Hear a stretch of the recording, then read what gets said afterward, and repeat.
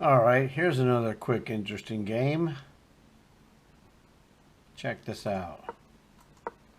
Alright, one Dutch defense. Yeah, I don't remember the name of this variation. Pretty standard stuff.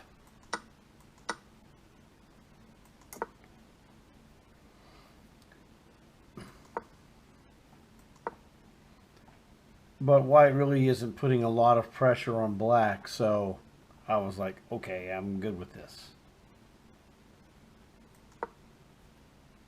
You know, he's got a tiny opening advantage with his D pawn on the, on D4 and versus my E pawn on E6.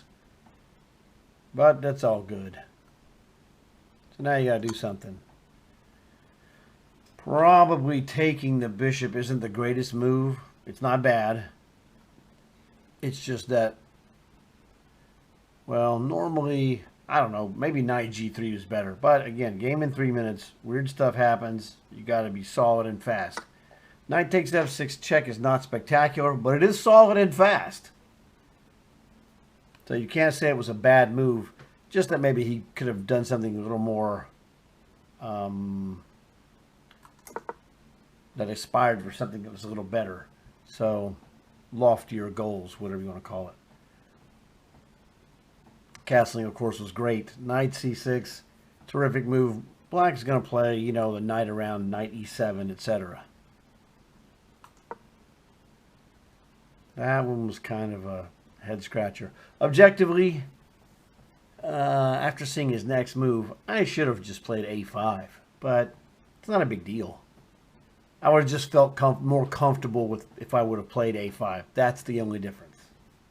Well, whatever. I don't complain. Knight E7 is real solid. This was an interesting move. When I saw it, I was like, wow, that jerky's trying to mess with my D pawn. I'll just play Rook A D8. And then I thought, I don't have to guard that pawn. So Rook A D8 is solid, but it's just a little slower.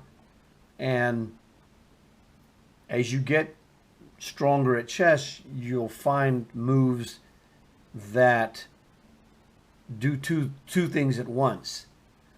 The defense against the D7 pawn would be either to defend it directly, like Rook D8, not with bishop to C6, because then he would just chop your bishop. And that, for black, that white squared bishop is a super bishop.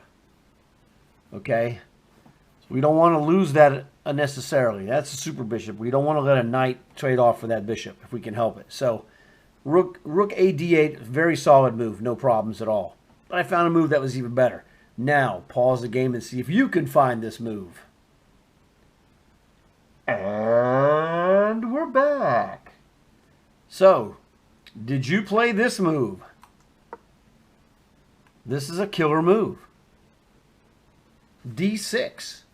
Eat that. Well, he'll just go and fork you. I think not, Grasshopper.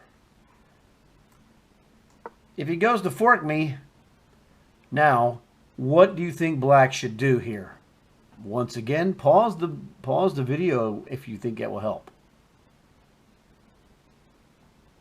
If you pause the video, we're back. Okay, so here's what happens. If you place knight to d7, I forked your queen and rook. I'm going to win an exchange. Oh, no, you're not. You're going to lose your knight. Uh-oh. Checkmate threat. So this was the thing I looked at. D6 prevented knight to d7 because the knight's trapped. He will not live. Queen sidesteps to get to a mate threat. He could stop the mate threat in multiple ways. That's not even a problem. But the key is that knight is in bad shape, brother. It's got bad juju. So, bishop, if he plays like bishop to f3, bishop rips bishop. Oh, he would just lose. In fact, he could just play f3. Okay, f3 would stop it. Fine. Great. Rook f. to d8, and I'm going to eat that knight. So that is the key. This is where you combine attack and defense by paying attention to what's going on. So d6, tremendous move.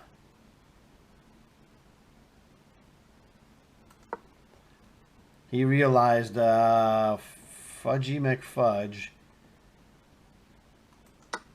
Bishop captures bishop, which is fine. But this is not what he was anticipating here. When he moved knight to e5, he wasn't anticipating. Yeah, he was probably trying to trade bishops, but he thought he would have an extra move to do it instead of just being forced back. So this worked out. It wasn't terrible, but it was less advantageous than if black plays the slower rook on a to d8.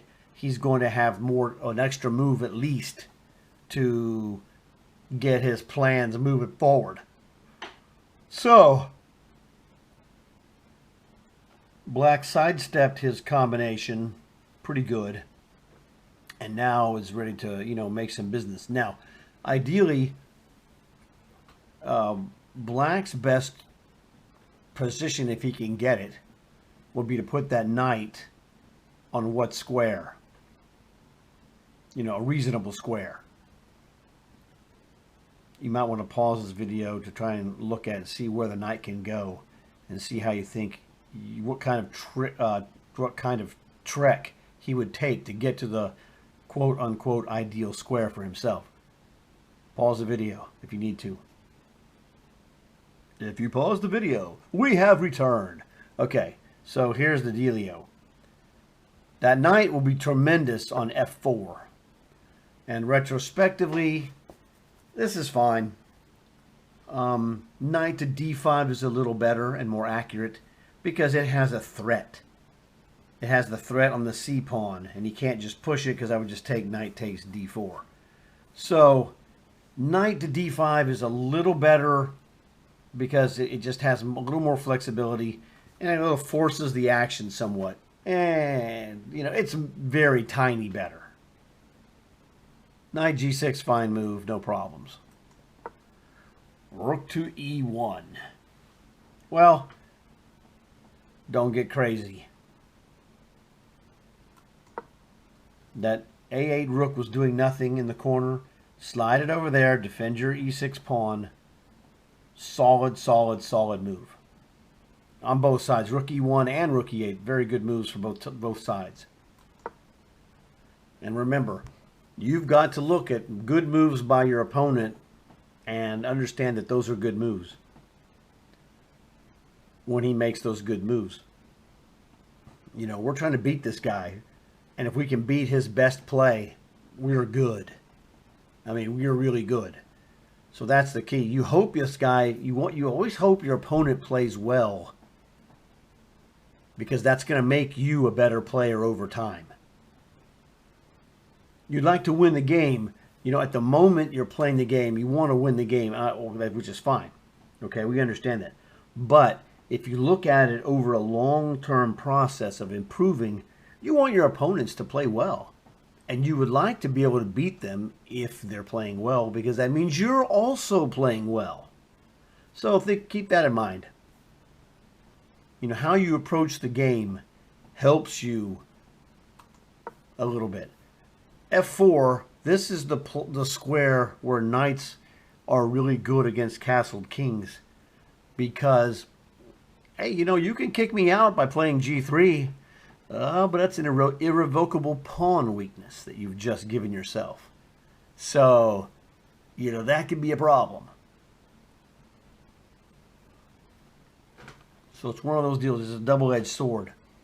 There's all kinds of, weird stuff. So g3 would be very dangerous for white. And, if it could also be very strong. It's one of those things. It's a double-edged move. You never know. Your calculations will prove it which way. Whoever calculates it correctly will prove that it's either good or bad. But knight f5 has knight f4 for black, or on the reverse side, if we mirror imaged it and flipped it over, it'd be knight f4. Knight f5 for white against the black castle king. So having that knight on that square is tremendous, because he's in the jumping in zone to make his move. You know, black threatens to play stuff like, you know, basic stuff. Queen to f5, rook to f6, and then that rook can go to h or g6, and you're like, oh man, dude, this guy is really he's going berserk. You know, white cannot duplicate that, because the rook to e3, there's no way to get to the g or the h files for the rook, because the knight blocks it. And that's the difference. We have two squares, you know, behind the knight to, you know, to work like avenues. So we're fantastic. And he makes the final slip, which occurs in these kind of positions. That's why you want to stick your knight on that 5th rank, because there are tactics against the castled king that will potentially arise. So the thing is, now I've told you there's a tactic here. So I want you to look at this video. I mean, look at this position. You're going to pause the video most likely. Spend, you know, say up to 5 minutes or so looking at this. I mean, if you want to wait, you know, spend 10 or 15 minutes, you could do it. I'm not saying that that's necessarily going to be that helpful. This is one of those things where you have to you decide for yourself how much help it'll be. But if you want to spend, you know, up to 5 minutes and go, man, if I don't see it, I don't see it. You know, there's, you know, as your rank improves, you'll see more and more. And there's just sometimes that you're just not going to see stuff, and there's nothing wrong with that. It happens to every player, no matter how good they are. I just missed this move. I mean, I've known guys, senior masters, tremendous players. What happened? I didn't see it. And you're like, oh my God, you didn't see this? And these guys are fantastic players. You know, hey, they're human just like everybody else. So if you don't see it, there's nothing wrong with that. Welcome to the club.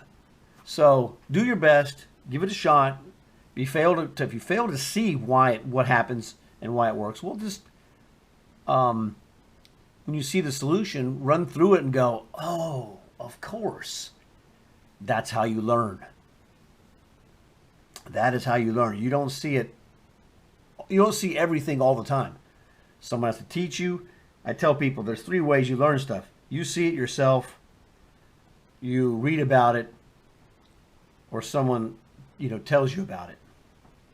This one may be one where you see it yourself. So, if you pause the video, we're back. Crunchy, knight takes g2.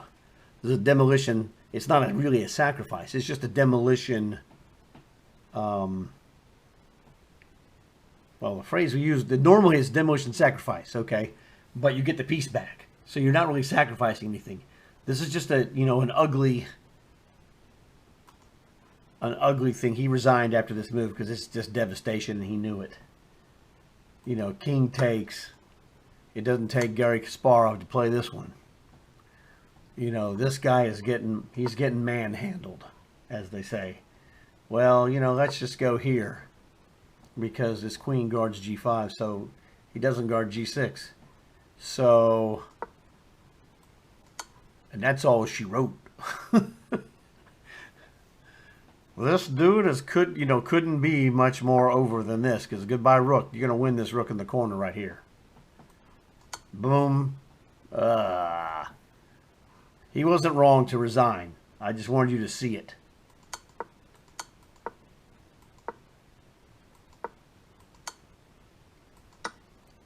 But knight takes g2 is the tactical shot that rears its ugly head, no pun intended, from time to time when you park a knight on the 5th rank in front of a castle king. Oh, sorry, wrong way. Oops, slip. So, once again, you see this.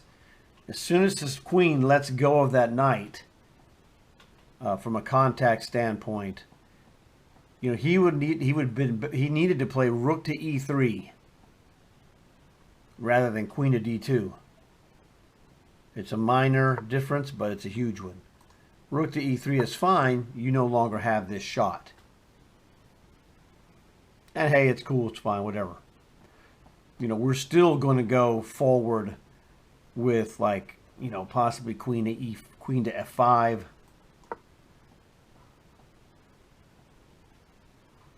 You know, followed potentially rook f6 and rook g6 or rook to h6, whichever one we need. It's going to be nasty. But this is the thing: the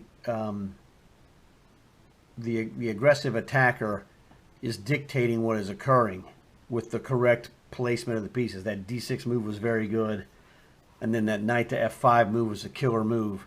Not that it's winning it necessarily, but it's the proper move. Knight to f5 is the proper move because it opens up a vicious tactic that he must see. And if he doesn't see it, well, that's his problem, not your problem. So hopefully this helped you out. You learned something good, and maybe you'll get to use this on your buddies sometimes in the future. So you guys know what to do. Talk to you later.